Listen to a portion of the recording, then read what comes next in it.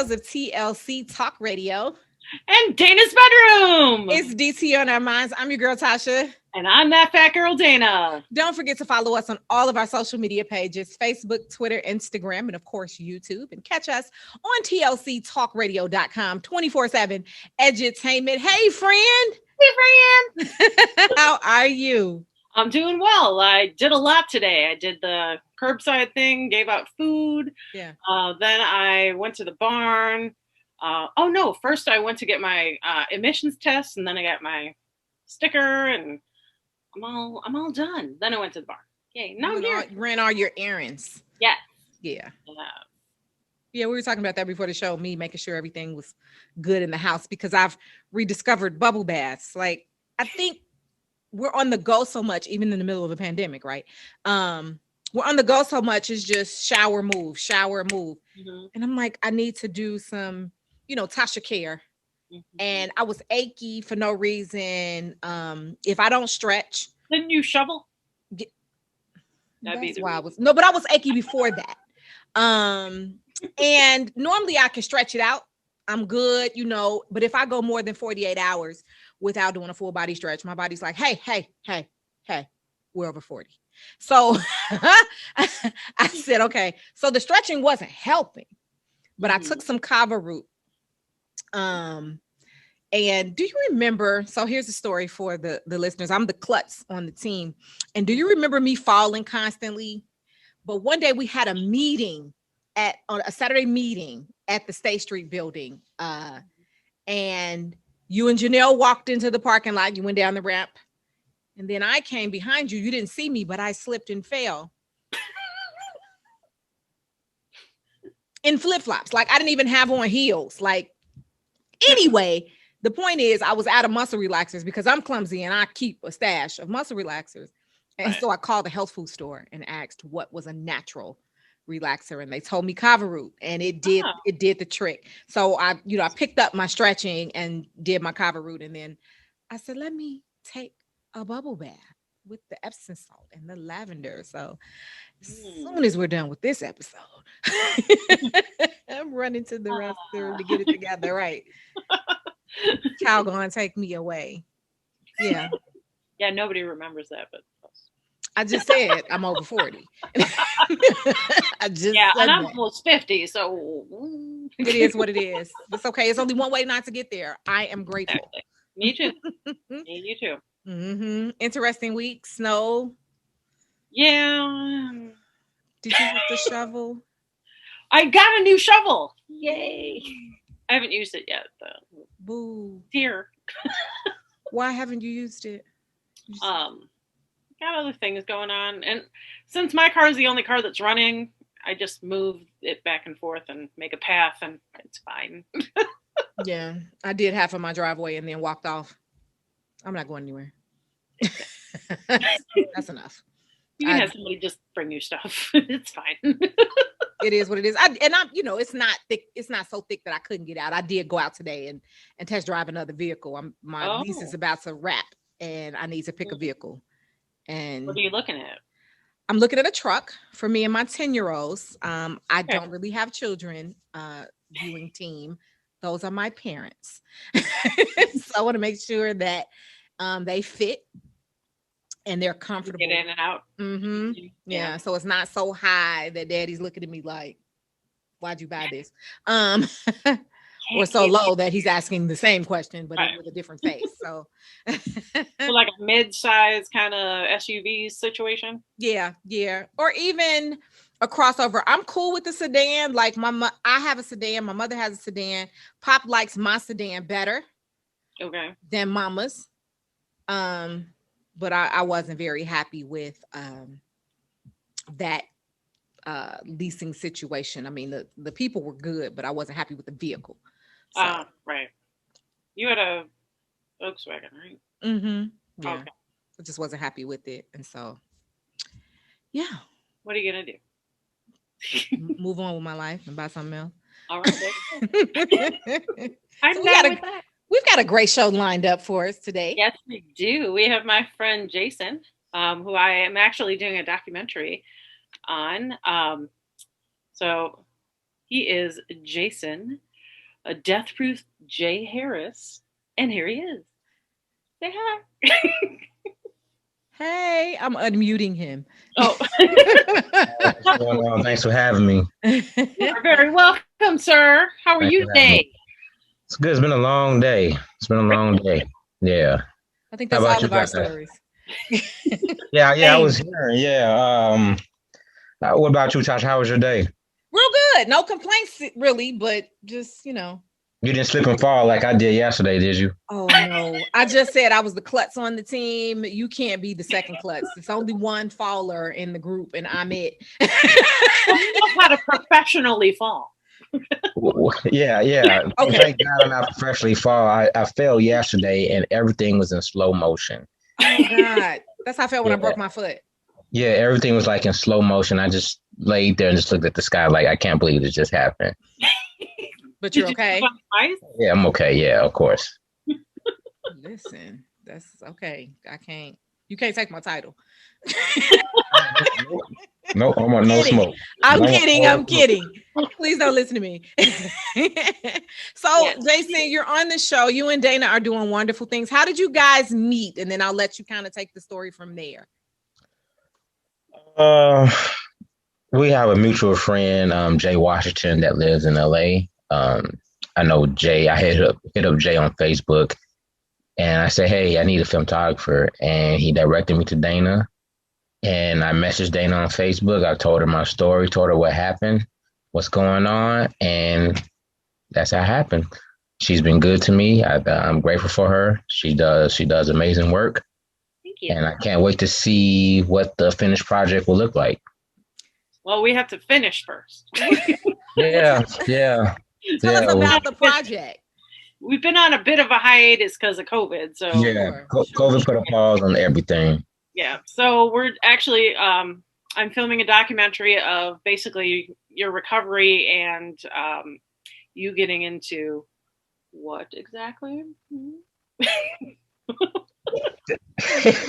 Can you talk about that? Not right now. It's there, but I can't let the people know. Not yet. All right. So it's a big surprise that'll be at the Yeah, I can't let the end people know. of the documentary. But Yeah, we have to wait for it to happen. yeah. It's a documentary on what happened to me 2 years ago. I got shot 4 times. And it's a documentary of my recovery back into the wrestling ring and how I process everything. Yeah. So I'm anxious to see what it looks like. And like I said, COVID put a pause on everything. Sure. I would say maybe another year or two it should be done. Oh yeah. Yeah. Better be. Yeah, it will. It will. It will. COVID needs to go.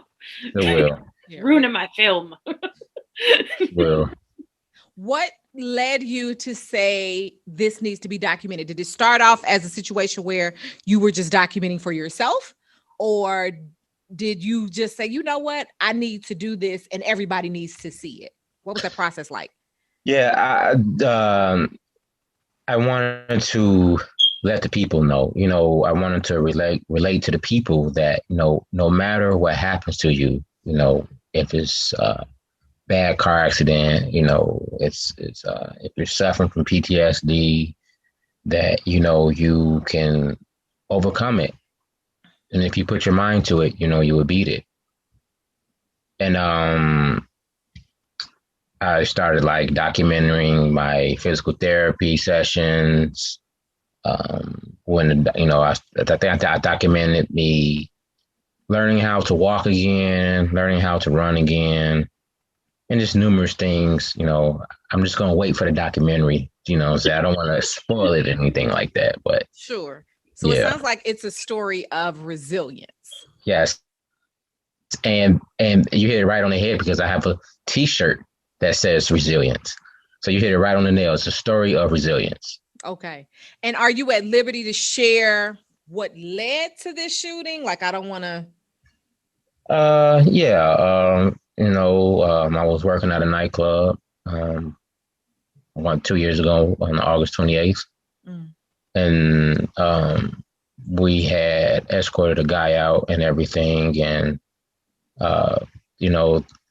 He had came back later that night, and I guess he was so high off pills and drugs and everything, and I felt that night, I felt something in the air. Like I always like watch documentaries when people almost lost their life and they can feel different energy, like a strange energy that night. Sure.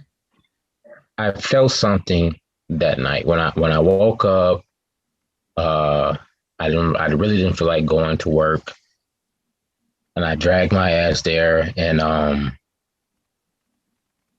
it was a real slow night. It was a real slow night, and I'm like, this is weird. So we had like 4 call offs that night, Mm. and I'm like, wow, like shit, it's gonna be a long night. And I had told my buddy, I said, well, it's gonna be a long night. Hopefully, it don't turn crazy or anything like that.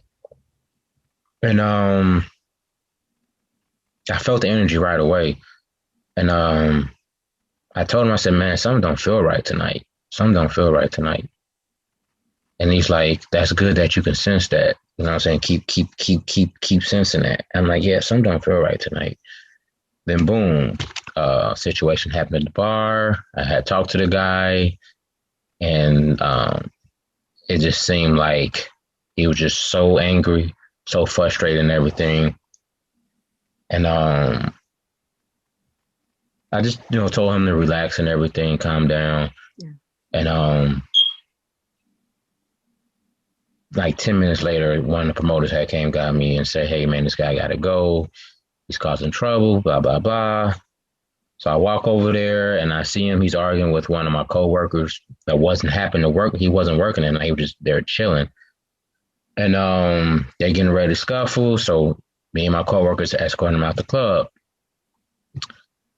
Around 3:30, that happened like 12 o'clock midnight. Around 3:30, I'm walking my friend to a car and everything, and he approaches me from the side and it's like, hey, don't do that anymore. I'm like, do what?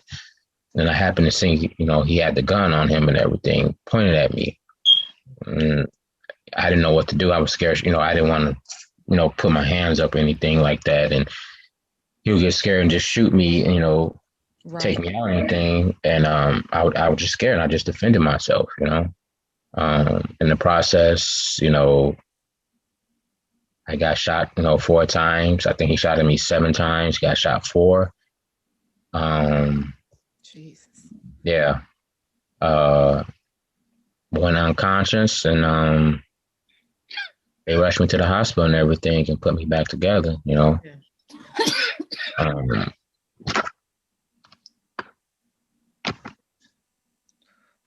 What has happened to that assailant? Because obviously he was high. He came there off kilter looking to start trouble, obviously, because he kicked off with it. What has happened to him? Are you at liberty to share that? He's still in jail. We're waiting for him to get prosecuted and everything. It's been about 2 years now. It's been a long process. It's been a headache. He was captured pretty quickly, though. Yeah, he was captured like 3 weeks after. 3 weeks after. Yeah. Yeah. Was it surveillance or? Yeah, so there was surveillance and everything, and I happened to took the gun away from him and everything that night. You laid on top of it to stop getting shot. Yeah. Wise. Your adrenaline kicks in and you do things you may not even recognize you're doing. Exactly, and that's exactly what happened. My adrenaline kicks in. No, I'm like, okay, if I don't get shot from the waist up, I'll be okay. Well, I got shot in my femur artery. Oh, yeah. That was the first bullet, and it felt like a little pinch. It didn't really feel like anything. But I noticed that my pants were like soaking wet, like I just jumped out of a pool or anything. And I started to get dizzy. And I said, oh, like something is happening. I don't feel good. Started to get dizzy. I rushed him to the ground. He tried to shoot me in the chest. Move over. He shot me 3 times in the shoulder. Yeah. Yeah. What impact has going back and forth to court had on your physical recovery? Because you've got 2 components, right? You've got the physical recovery, and then you've got to deal with the mental anguish of knowing that this person was trying to take you out. Mm-hmm. How do you reconcile the two, or do you walk these paths separately, hand in hand? It took me a while to get adjusted back to the public.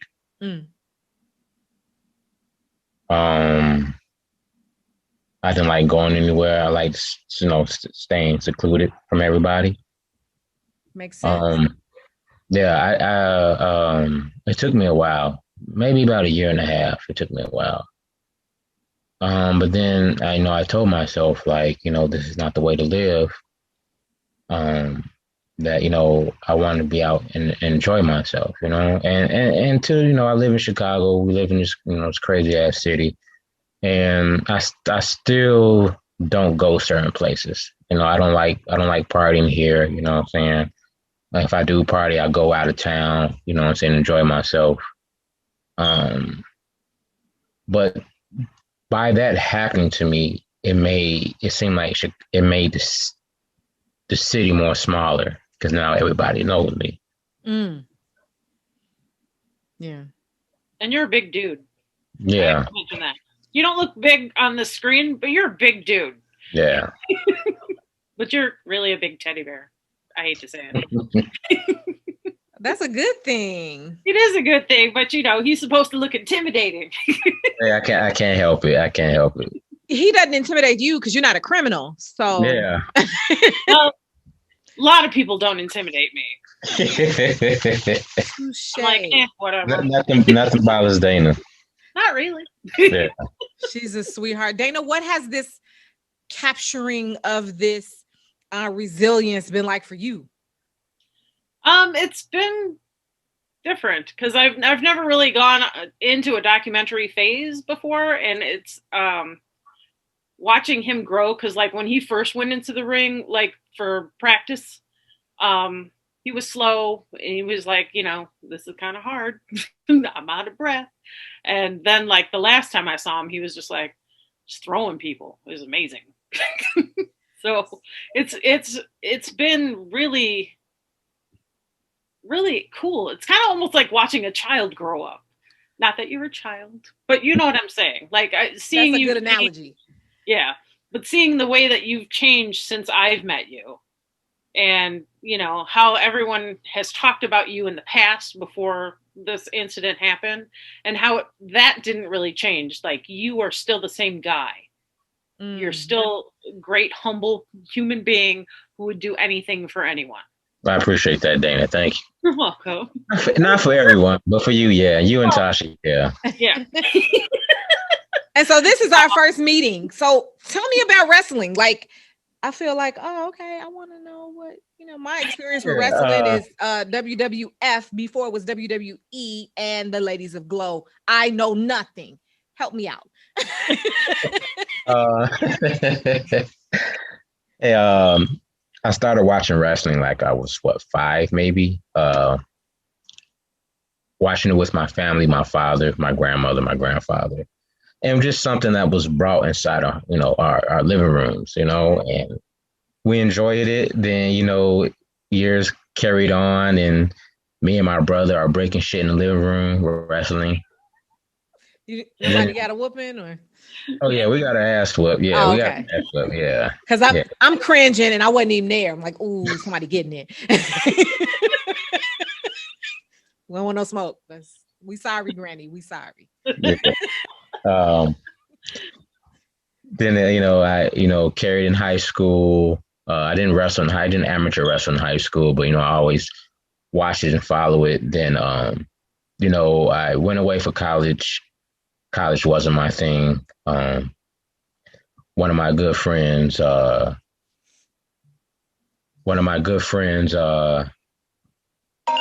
Phone call. Sorry. One of my good friends, Khalid Chapman, he's also a wrestler. Okay. He's like, hey man, I'm going to train to be a professional wrestler. I'm like, how? Like, where do you train at? And he sent me the brochure and everything. Um,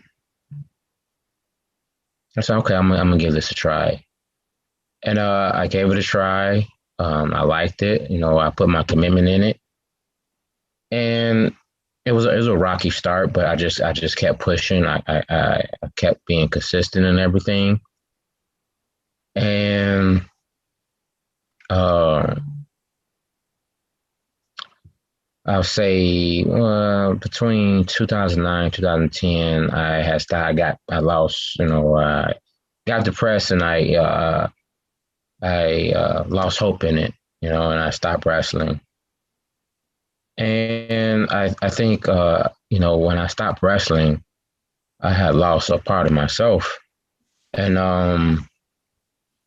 2012, 2013, I got back into it. And there's something that I have to do. I like doing it. It's my scapegoat. It's a career I want to make. And I've been doing this for about 13 years now. And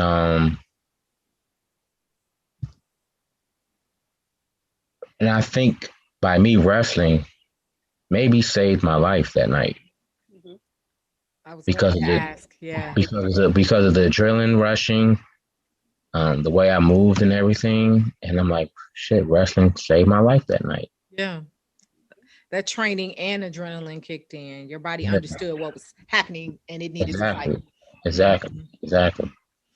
How has wrestling impacted your recovery? So, of course, in that moment, your training kicked in, but recovery, like Dana was saying, she noticed kind of the growth. What has that been like for you mentally?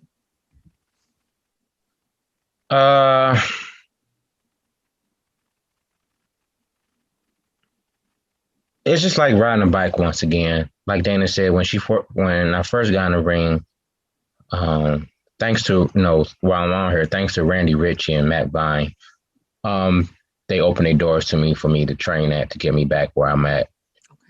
Okay. It was very hard. I couldn't move like I used to.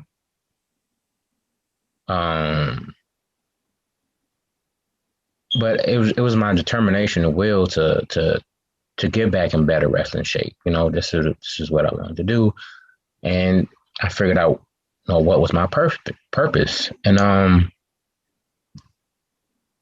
would work out. I started working out with Garfield.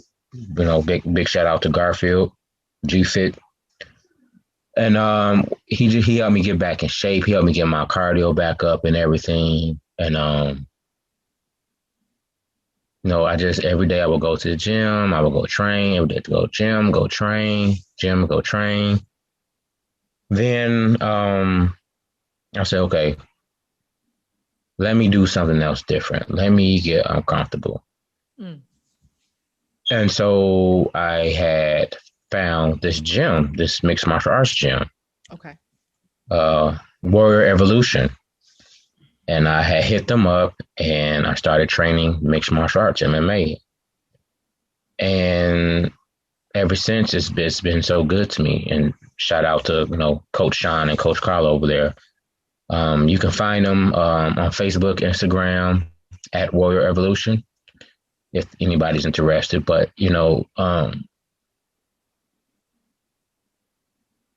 Warrior Evolution taught me, both of, Coach Sean and Coach Carla, MMA is a life, it's a way of life,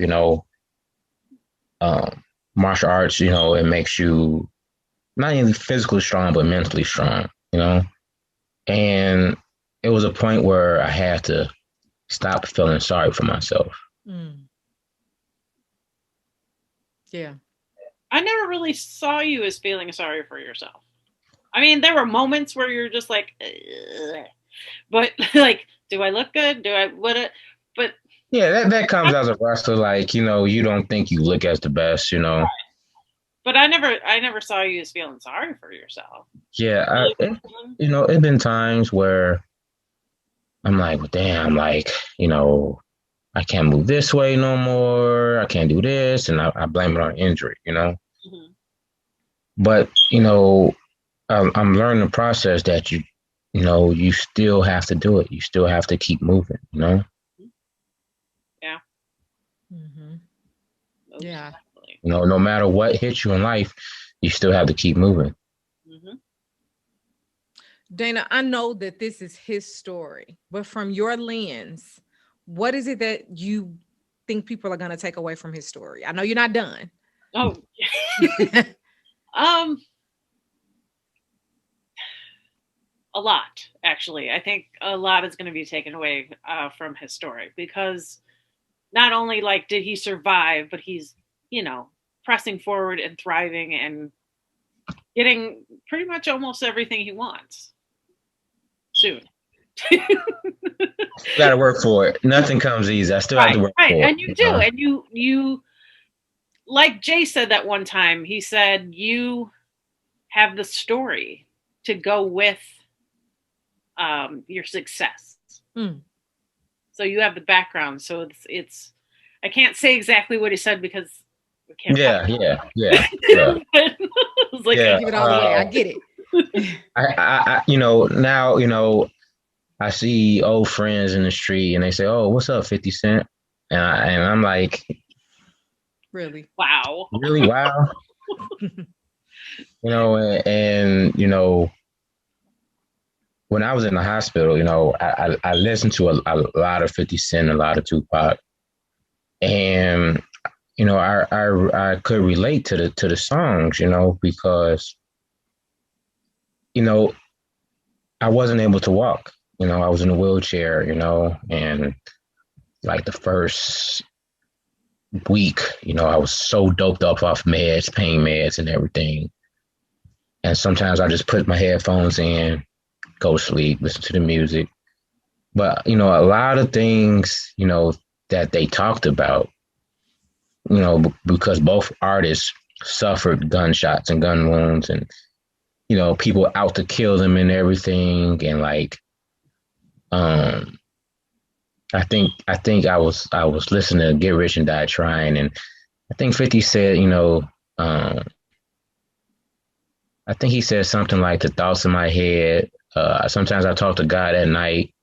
He doesn't talk back, or he has nobody to talk to besides God, something like that. And I kind of felt that because, you know, um, sometimes I didn't really have nobody to talk to, besides my real friends and family. But like when you wake up 3 o'clock in the morning, 4 o'clock in the morning, you're like, who do I talk to? You know what I'm saying? It was a very divine moment for me, spiritually, in the hospital. I tell people all the time that, I couldn't do the things I used to do, like go to the bathroom by myself, bathe myself. It was a very humbling experience. Sure. And, you know, even like I remember, when I was going to day rehab when I got let out the hospital. Um, I couldn't go anywhere, you know what I'm saying? I couldn't, because I couldn't enjoy myself like I wanted to, because I always had that thought, that back thought in my, that back thought in my mind, like, what if something happened to me again? And I think going to Walmart was like the highlight. Like, I want to go to Walmart. And You I'll and my be so mother. happy going to Walmart. And I get in my scooter and, pick out stuff I want to buy and everything. It was just, I noticed the little things in life made me happy. Again, appreciate those little. You have to appreciate the little things in life. Mm-hmm. Hmm. How long was your physical recovery? I'll say about a year. Okay. Yeah. Yeah, I'll say about a year. Because I met you, 4 months after it happened? 4 or 5 months? Yeah. Well, did you? I think you did. I think it was January, right? It was winter. Winter, maybe Yeah. no. I think we started talking in November, and then we got November. together. We got together in January. December or January, something like that. Yeah. Yeah. Yeah. So it was pretty quick as far as I was concerned. I was like, oh, okay. We can get started. Yeah, from the severity of your injury. Yeah. Sure. Yeah. And you still have shrapnel too in your shoulder, don't you? Yeah, I still have pieces of the metal around my shoulder that they don't want to take out because they'll damage the nerves and everything. Yeah. Yeah. Are you in any pain? When it gets cold, my body aches a little bit. Sure. You know, if I sleep on the left shoulder too long, you know, it aches a little bit. Mm-hmm. Yeah. But other than that, you know, I'm all right. So. Yeah, and you're gonna keep going. Yeah, Dana said you're awesome. You're gonna keep going. What are your final thoughts on this process, Jason? What do you want the viewer to remember as you prepare to continue the filming of this documentary? I just want to reach out to the viewers. You know, I know it's been a lot of people in the world, and especially, you know, in Chicago that suffered, you know, gunshot wounds. And I want to relate to them, you know, and let them know that it's going to be okay, you know. Mm-hmm. See, he's an amazing human. I hear this is our first introduction, but I certainly hear it. My personal, you know, best wishes to you on this journey of healing. It sounds like when you finish with this documentary, this is an opportunity for you to share. You know, I don't know, my mind goes, I can't tell you what to do, but in my mind, I see you speaking to gunshot victims, you speaking encouragement, maybe working with a counselor to talk to people who can't get past a certain point because you've already done it. But that's just where my mind is. Right. Yeah. Right. I think that was a great positive way to wrap the show. Jason, thank you so much for being a part of today's episode. Thank you, guys. I really appreciate it. Thanks for having me on here. My pleasure. Yeah. Indeed. From the studios of TLC Talk Radio and Dana's bedroom. This has been DT on Our Minds. I'm your girl, Tasha. And I'm that fat girl, Dana. Don't forget to follow us on all of our social media pages, Facebook, Twitter, Instagram, YouTube, and catch us every day on TLCTalkRadio.com, 24/7 entertainment. We'll catch you next week. Peace.